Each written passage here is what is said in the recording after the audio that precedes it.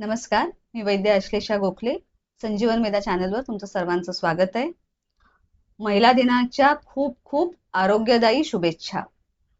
सर्वांना आरोग्यदायी असं मी मुद्दामून सांगितलेलं आहे. माझ्याकडे जे येणाऱ्या स्त्रिया आहेत त्या सर्वांचे अनुभव तुम्ही आता ऐकलेच असतील. या सर्वांचे अनुभव ऐकल्यावरती तुम्हाला मी जरूर एक गोष्ट सांगणार आहे की सर्व स्त्रियांनी स्वतःच्या आरोग्याकडे खूप लक्ष देणं गरजेचं आहे. आरोग्याकडे लक्ष देणं म्हणजे काय? फक्त आहार, व्यायाम आणि तुमचं रोजचं जे रुटीन आहे एवढंच सांभाळणं आलं का? नाही. तुम्ही शारीरिक आणि मानसिक दृष्ट्या किती फिट आहात हे खूप महत्वाचं आहे. स्त्रियांनी सर्वांनी हे लक्षात ठेवायचं आहे की आत्ता आपण स्त्रिया वेगवेगळ्या स्तरावर काम करत आहोत. आता तुम्ही बघाल की काही स्त्रिया डॉक्टर आहेत, काही इंजिनियर्स आहेत, काही सीए आहेत किंवा आता सुधा मूर्ती सारखे सुद्धा आहेत जे खूप उच्च पदावर काम करत आहेत.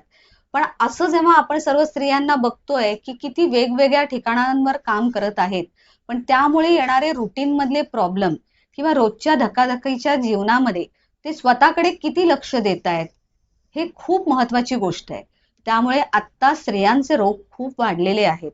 खूप जास्त प्रमाणामध्ये पीसीओडी सारखे प्रॉब्लेम दिसून येत आहेत किंवा अनावश्यक वजनामध्ये वाढ होत आहे. स्ट्रेस प्रॉब्लेम तर त्यातून वाढलेले आहेत. डिप्रेशन स्त्रियांमध्ये खूप दिसून येत आहे कारण कॉम्पिटिशनचं जग आहे. तर आज माझ्या मैत्रिणीला जास्त मार्क मिळाले आहेत किंवा माझ्या मैत्रिणीला कसा अभ्यास ती करते ती मला सांगत नाही किंवा माझ्या मैत्रिणीला बॉयफ्रेंड आहे मला नाहीये. या सगळ्या विषयांवरती मुली इतका अतिरिक्त विचार करत आहेत त्याच्यामुळे त्यांच्या हॉर्मोन्सवर खूप परिणाम होत आहेत आणि मुली खूप अबोले झालेत म्हणजे बोलतच नाहीयेत. कुठलाही विषय त्यांच्या घरात ते मांडतच नाहीयेत. मग या सगळ्या गोष्टींकडे आपण स्त्रियांनी किती लक्ष दिलं पाहिजे आपल्या मुलींकडे सुद्धा आणि स्वतःकडे सुद्धा.